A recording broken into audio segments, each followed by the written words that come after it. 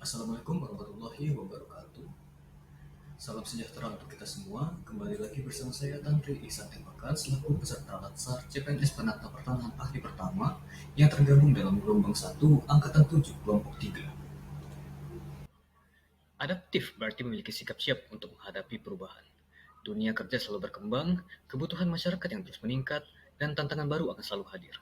ASN yang adaptif tidak sekedar menyesuaikan diri, tetapi juga mencari cara terbaik untuk terus memberikan pelayanan yang relevan, efektif, dan bermanfaat.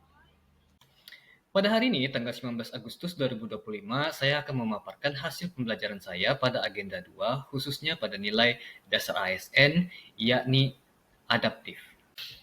Sebelum membahas lebih lanjut terkait implementasi nilai sikap dasar adaptasi, definisi yang dapat saya berikan yakni adalah adaptasi adalah suatu proses yang menempatkan manusia yang berupaya mencapai tujuan-tujuan atau kebutuhan untuk menghadapi lingkungan dan kondisi sosial yang berubah-ubah agar tetap bertahan. Adaptasi pada akhirnya menjadi keterampilan penting untuk memastikan manusia agar dapat hidup selaras dengan perubahan tanpa kehilangan arah atau tujuan utamanya.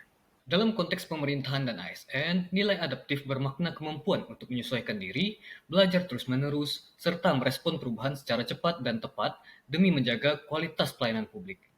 Pelayanan publik berbasis digital menjadi salah satu tuntutan perkembangan teknologi dan juga kebutuhan yang dapat memudahkan masyarakat.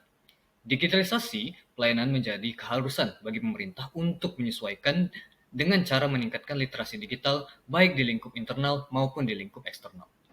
Sebagai organisasi yang adaptif, pemerintah dituntut untuk selalu fleksibel dalam menyesuaikan kebijakan dan prosedur sesuai situasi terbaru, dan dilanjutkan dengan responsif terhadap aspirasi masyarakat dan perubahan sosial, dan inovatif dalam mencari cara baru agar pelayanan publik semakin efektif, mudah dan transparan, serta tangguh menghadapi krisis dengan cara tetap menjaga stabilitas pemerintahan dan kualitas layanan. Untuk memenuhi tuntutan tersebut, pemerintah harus memiliki 3 unsur dasar. Yang pertama adalah landscape, dilanjutkan dengan learning, dan diakhiri dengan leadership. Maksud daripada 3 unsur tersebut dapat dijabarkan sebagai berikut. Yang pertama, unsur lanskap. Unsur lanskap sendiri berkaitan dengan bagaimana memahami adanya kebutuhan organisasi untuk beradaptasi kepada lingkungan.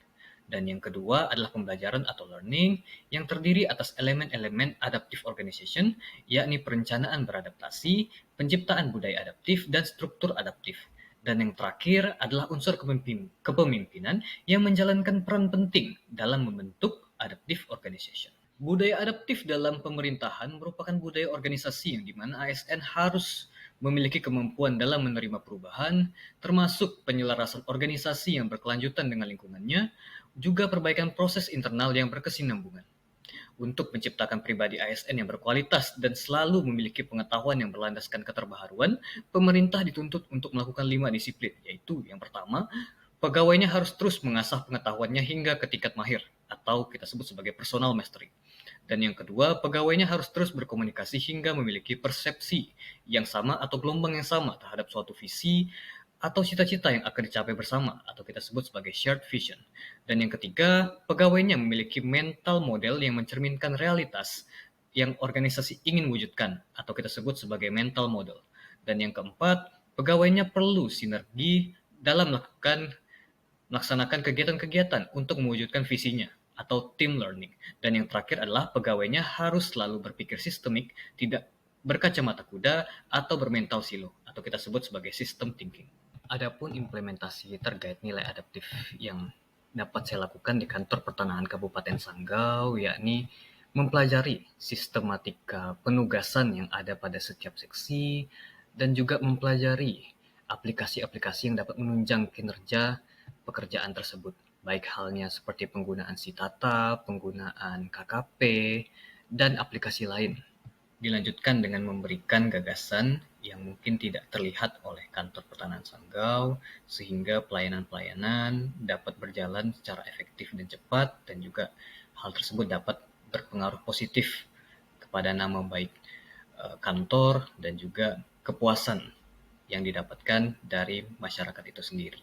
Itu saja yang bisa saya sampaikan. Saya tutup. Wassalamualaikum warahmatullahi wabarakatuh.